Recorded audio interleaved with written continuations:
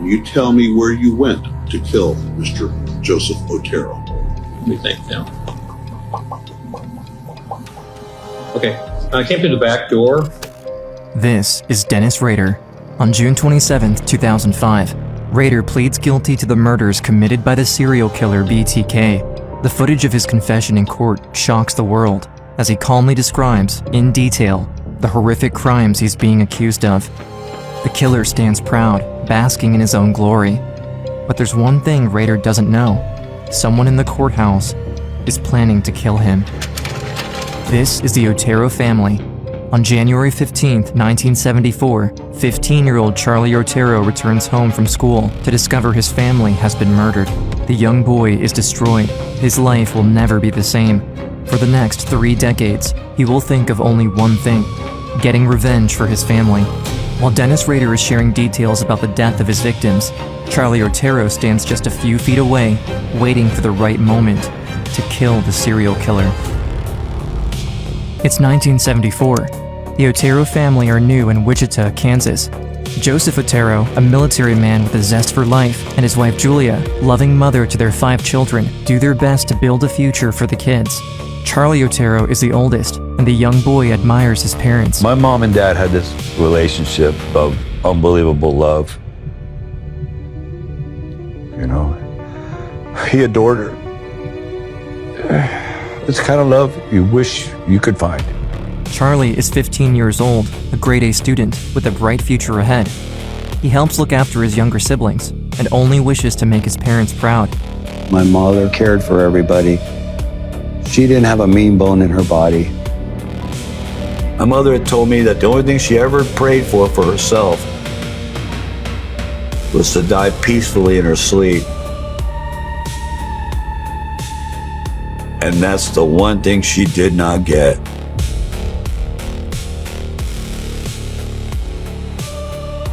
It had been snowing. It was the day of testing for school. I asked my dad to take me to school early that day so that I could get to that early study hall. Danny and Carmen had to go with me because they were riding with him also. After school is over, Charlie walks home with his 2 young siblings, excited to tell his mom and dad about the perfect score he got on his test. As they approach the house, Charlie notices the gate to the backyard is open. He can sense something is wrong. Walked over to the back gate, opened it up, and my dog Lucky was outside. So I said, "Hey Lucky, what are you doing out here, buddy?"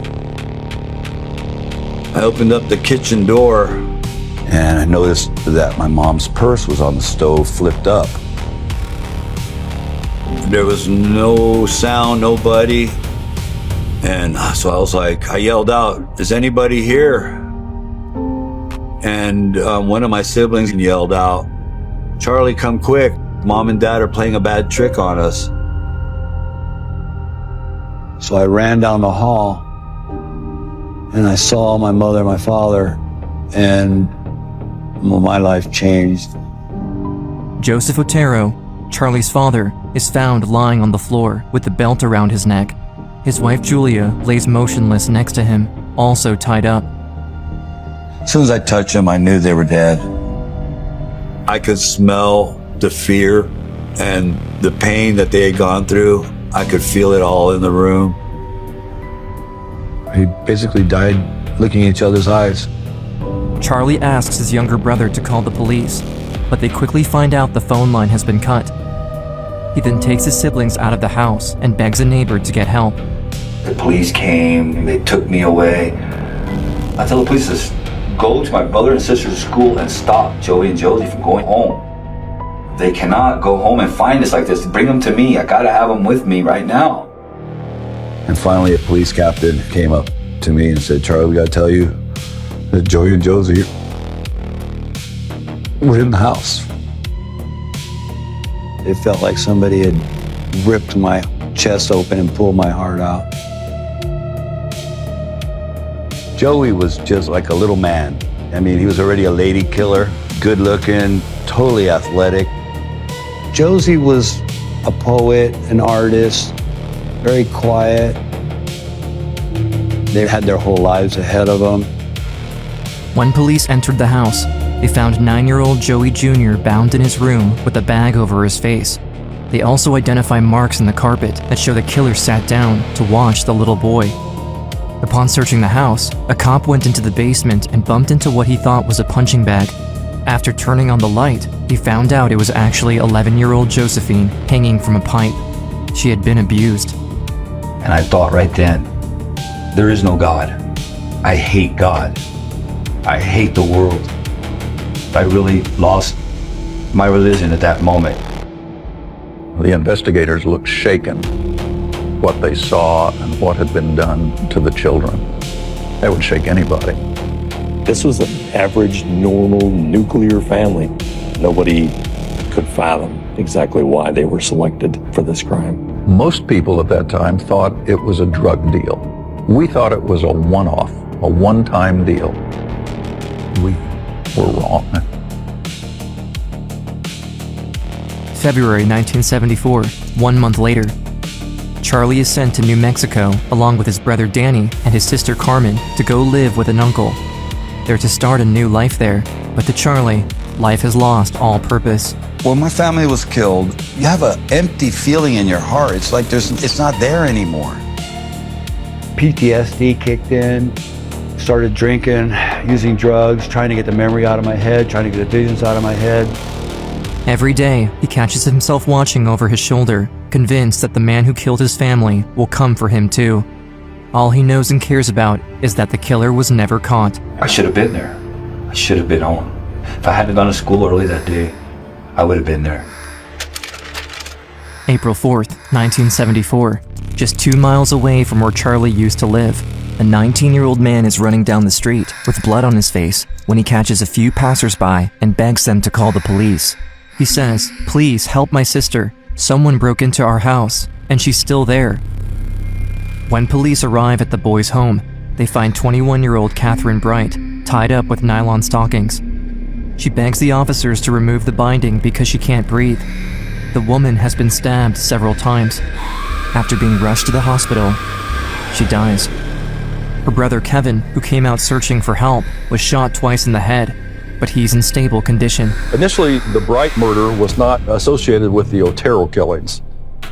There were not a lot of similarities in the method of killing. Catherine Bright had been stabbed, but the Otero family had been strangled.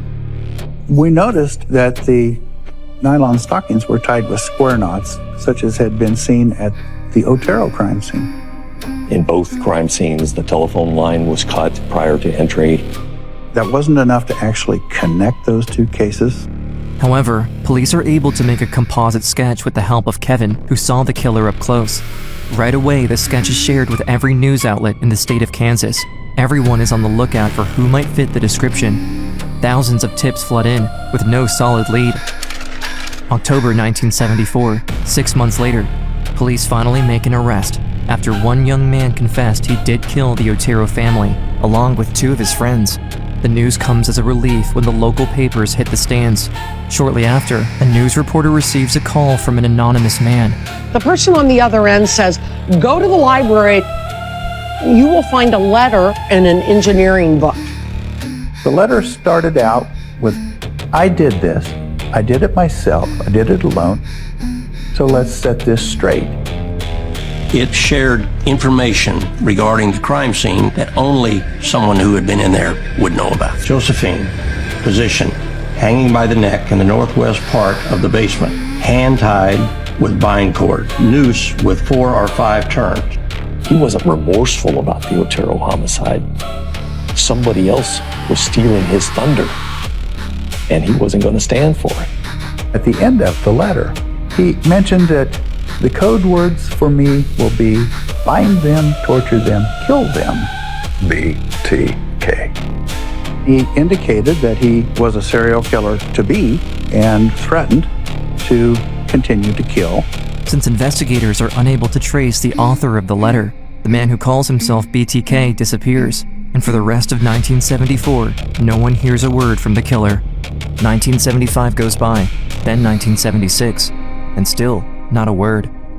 Everyone in Wichita lives in fear, but for Charlie Otero, nothing has changed. Living 800 miles away, he doesn't hear news of this second murder and has never heard of the moniker BTK. Unable to cope with the loss of his family, he becomes prone to violence. I lost all hope. I lost all desire to care about anybody or believe in anything. All I thought about was violence and pain and suffering. What had happened to my family became who I was. And little by little, I got worse. 1977, Charlie manages to graduate from high school, but he finds trouble wherever he can. Now 18 and no longer a minor, Charlie turns to the streets and becomes a drifter. He lives outside the law, stealing for food, riding around in his motorcycle. The smart boy with a bright future is long gone, while a new serial killer is beginning to thrive. It's March 17th, 1977, when BTK strikes again. Police get a call from a man who says a little boy just came knocking at my door saying, "My mom is dead, my mom is dead, call police, a man killed my mom." Police respond to the boy's home and find a woman lying dead in her own bed. She was found with a bag over her head, tied with a ligature around her neck. They learn from neighbors that the woman is Shirley Vian, a single mother of 3 children. Her son, 5-year-old Steve, is the one who called for help. It appears he witnessed his mother's murder. How do you ever recover from that? How does a 5-year-old ever recover from that? In my mind, I was 5, but I was 6 years old. Just turned 6. My mom, she was sick in bed.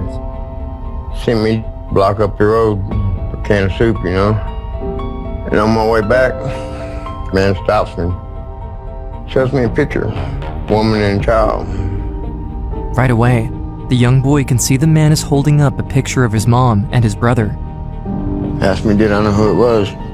I said, no, sir. He went ahead and let me go. About 15 minutes later, he come knocking on our door. I opened it, and there stood the same guy, and he had a gun. Mom said, do as he says. He locked us in the bathroom, put his kids in there, put a blanket, a couple toys in there, pushed the bed against the other door. I peeked through a crack in the door. I seen everything. Stripped down, naked, taped her hands behind her back, face down. My brother, he broke the bathroom window, hollering for help. I ran through the door, broke it. After I ran around and tried to untie the rope, I could have got the rope loose. There might have been hope. But I was a 5-year-old boy, you know. What the hell could I do? It's a image burned in my brain. It'll never go away. Police now have 3 homicides. The Oteros, Catherine Bright, and Shirley Vian. BTK has become a serial killer, just like he promised.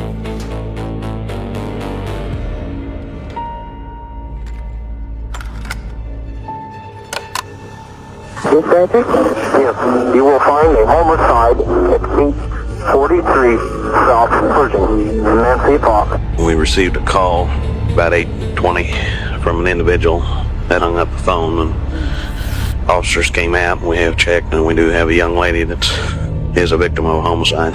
Was she shot or stabbed? No, she appears to have been strangled this time. With us right now is Chief of Police Richard Lemunion. BTK has killed 7 people, Chief. What kind of leads do you have? Very honestly, we have no solid leads at all. We have general leads, we have circumstantial evidence, we have absolutely nothing that will point us to any one particular individual. It appears somebody between the early morning hours of Saturday, April 27th, cut phone lines to Hedges' home, broke into the house, and kidnapped the 53-year-old Park City woman. We have an individual who apparently has the uncontrollable desire to kill at times. Fear spread quickly in the community. People began looking over their shoulders. Doors and windows were locked tight. The most important thing that everyone can do is certainly be aware that we do have a very serious problem. The body was nude and police say badly decomposed. A pair of knotted pantyhose were found lying in the ditch beside it. The murders in Wichita were all close together. Everyone within a few miles of the killer's playground fears for their own life. but those who survived know what kind of monster BTK really is. Charlie Otero, Kevin Bright, Steve Relford. Steve is now 20 years old, and just like Charlie, he lives a troubled life. Steve, I've always felt very bad for him for what happened to him, because BTK didn't just kill his mother. BTK really killed him too. My memory of my mom took over everything for a while. I didn't care what happened, care where I went, care if I died. Till sometimes I wished I did. Charlie Otero is now 34. His relationships are far from the picture-perfect love his parents had. He now has a son, a new spark in his life. He named him Joseph after his dad and his baby brother. It's a shot at redemption for Charlie, but in his heart, the anger and hatred has boiled up for far too long. I wanted revenge. I wanted revenge for my family. That's all I could think about. The year is 2004. There has been no news of the serial killer in over 12 years. Charlie has reached rock bottom. He's in jail, serving time for domestic violence for the last 4 years. He knows if his own parents were here, they would be ashamed of him. His son, who's now 16 years old, comes to visit him from time to time, but it only breaks his heart. 30 years ago today, 15-year-old Charlie Otero comes home from school to find his entire family murdered in this house on North Edgemore. And so begins the most infamous unsolved serial killing spree in Wichita history. BTK might have been able to get away with it for the rest of his life had he not let his massive ego get in the way. It's January of 2004. For the last 13 years, no one knows what happened to the serial killer. The media are doing stories on the 30th anniversary of BTK's first murder. According to the Wichita newspaper, it appears someone is also writing a book on the BTK case. BTK did not like that at all. He did not like that there was someone else writing his story. There was someone else getting publicity for the murders that he wanted credit for. And good evening. We have exclusive details. A new communication that could be from the serial killer BTK. Breaking his silence after 25 years. Serial killer apparently has resurfaced. Wichita Police Department on Friday received information. The Wichita Eagle received a letter. The letter contains Vicky Wegerle's driver's license, which was never recovered by investigators, as well as pictures that will shock police. Pictures of Vicky Wegerle on her floor in her bedroom is determined were not taken by anyone in law enforcement. They were taken by the killer. Everyone was in shock. No way. There's no way this is true. It can't be that he's still around. But when they examine the return address, it reads Bill Thomas Kilman. BTK. In the following months, BTK sends a steady stream of communications to the news media, letters, puzzles, all accompanied by a plastic doll wrapped in bondage, identical to those of the victims. It was very shocking to see a doll with the exact same bondage from 30 years before. As the FBI told us early in this investigation, if you can keep him communicating, he will make a mistake. The following facts about BTK are being made available to the public in hopes of identifying BTK. Investigators become more and more present in the news, sharing facts about the case, giving BTK the publicity he wants, all the while trying to appeal to his ego. This is one of the most challenging cases that I've ever been involved with. Those releases weren't meant for the public. They were meant for BTK. We truly feel that he is trying to communicate with us. That was kind of an invitation to BTK to bond with him. Between March 2004 and January 2005, Wichita police receives a total of 5 communications from the killer. On January 25th, the investigation takes a shocking turn. The latest letter is found in a cereal box, left at a Home Depot parking lot. Inside, the killer writes to police that he now wants to change his communication method. BTK asked police, can you trace a floppy disk? Please be honest. This guy thought that we wouldn't lie to him because we were enjoying things as much as he was. Well, law enforcement was not honest. They say, no, it cannot be traced. To respond to the killer, police need to post a message through the classified ads. The response was to be, Rex, it'll be okay. My fear was that he would send us a floppy disk, that it would lead us to maybe a false suspect, and then he'd know we lied to him. If this is a trick, BTK could disappear forever. However, for the first time, investigators have something they didn't have 30 years earlier: video surveillance from the Home Depot parking lot. The quality is poor, making it impossible to see the man's face.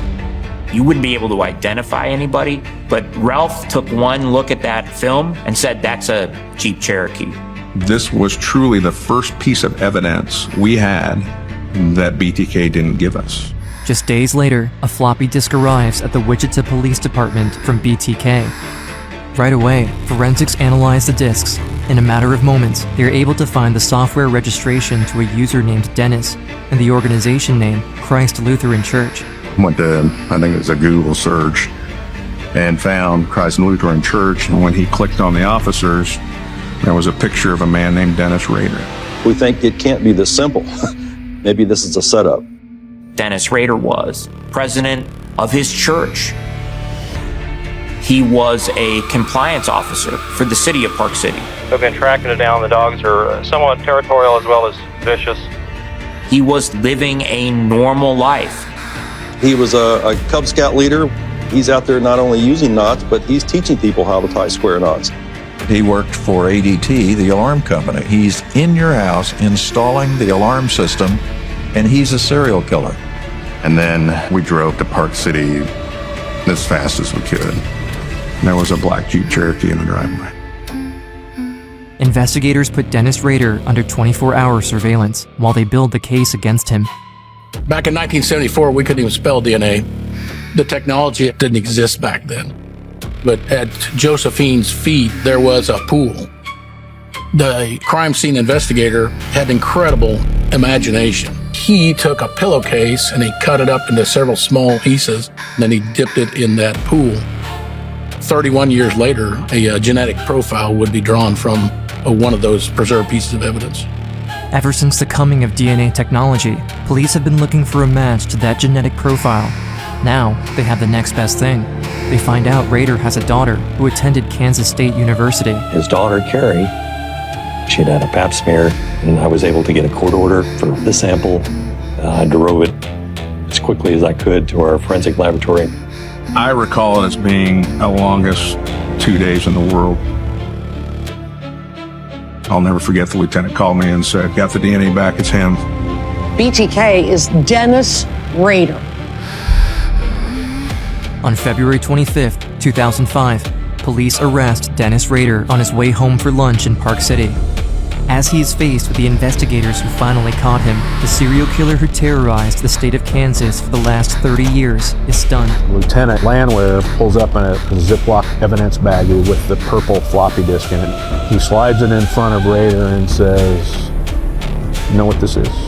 Dennis Rader starts poking his finger forcefully on this floppy disk. And he says, "I got a question." I need to ask. Sure, do you like?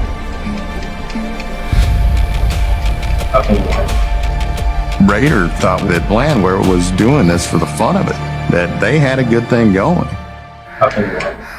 Because I was trying to catch you. The BTK murder mystery may be nearing an end. That's right. Wichita police and city leaders confirming today that a person of interest taken in for questioning yesterday is in fact BTK. The bottom line, BTK is arrested.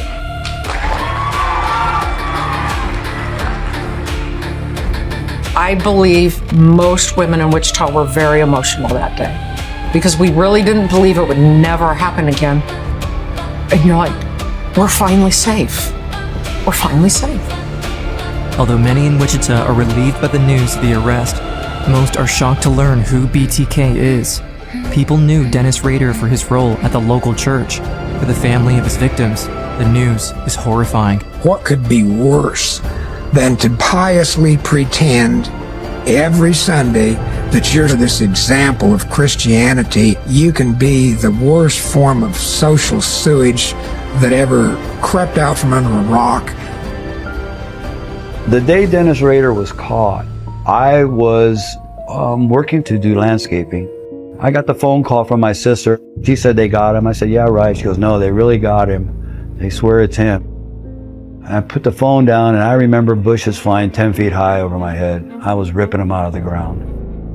Charlie Otero, who has been struggling to put his life back on track, is confronted with the memory of his family's murder once again. Dennis Rader, the man who murdered his parents, his little brother, and his sister in cold blood, now has his face on every newspaper and TV channel in the country. For Charlie, the hate that was buried in a shallow grave comes boiling out, and now he will have to face him in court. The man accused of being the BTK serial killer returns to a Kansas courtroom this morning. Families torn apart by the BTK killings will be able to look someone in the eye. My mother died at the hands of one of the most disgusting social malignancies that's ever been introduced into this world. You always imagine the face of the devil. And here's this Elmer Fudd-looking little oaf with a stupid haircut and a dumb look on his face, and I thought, oh, you're real intimidating. Yeah, you could probably scare a woman in the middle of the night, but you're just a little cockroach. June 26, 2005. Dennis Rader is brought in front of a jury to begin his trial. Every surviving family member of each one of his victims shows up in court. They want to make sure the monster will be put behind bars. Steve, son of Shirley Vian, is there. So is Charlie Otero. I was going there with the idea of getting my hands on him. I was going to shank him if I could. All right, Mr. Rader, how do you plead? Guilty. No matter what happened to me, I didn't care. I just wanted revenge. Constitutions of the United States and the state of Kansas provide that a person charged with a criminal case is entitled to have a jury of 12 persons, 12 of his peers. I wanted revenge for my family. That's all I could think about. I didn't know anything about how my family had died until he did his confession.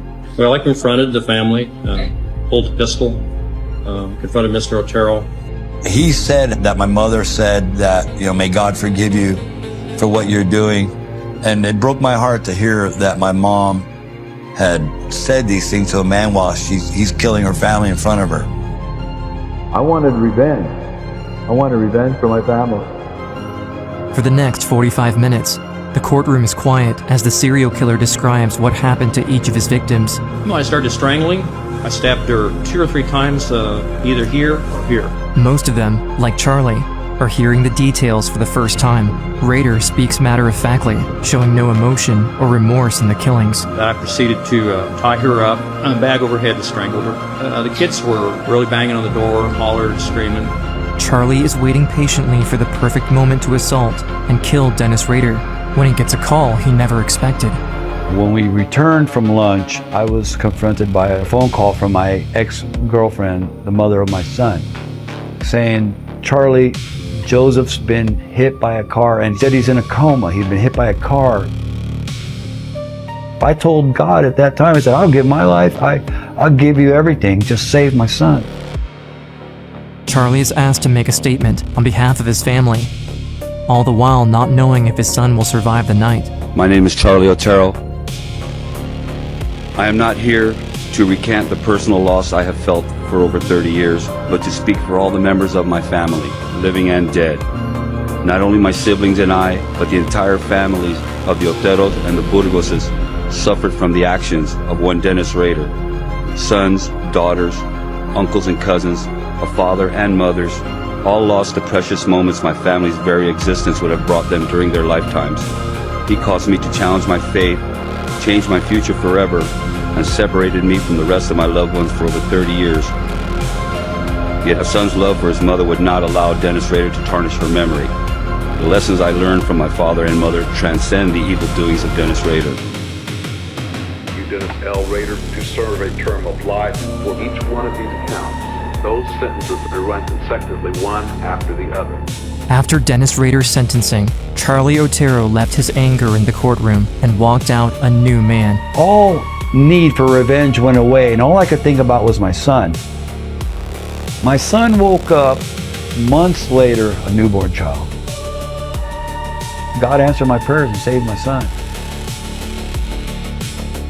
To this day, I try to live up to that. I was wrong in letting what he did dictate who I was for so long. I take the memories of my family and use that to guide me. My family is with me all the time. I do a lot of speaking on a message of hope and redemption, trying to get people to understand that they can change their ways. After meeting another one of Rader's victims, Steve Relford, both men bonded over their common history. Charlie found a purpose in helping Steve fix his life, as Steve found a brother in Charlie. Because of this common devastation to our lives, Steve understands me and I understand Steve like probably not too many other people do. It seems there is a brighter future ahead for both men, as well as for other victims. Even as we left the courtroom, a lot of us felt that, maybe we can make it. Maybe all is not lost. Maybe we can live our lives in a way that is a tribute to the one we lost. We can memorialize them through us and through what we do to better the world around us. And while that doesn't bring back whoever we've lost and that pain doesn't go away and it never will, it gives us a chance to let them live on through something that's bigger than them and something that's bigger than us.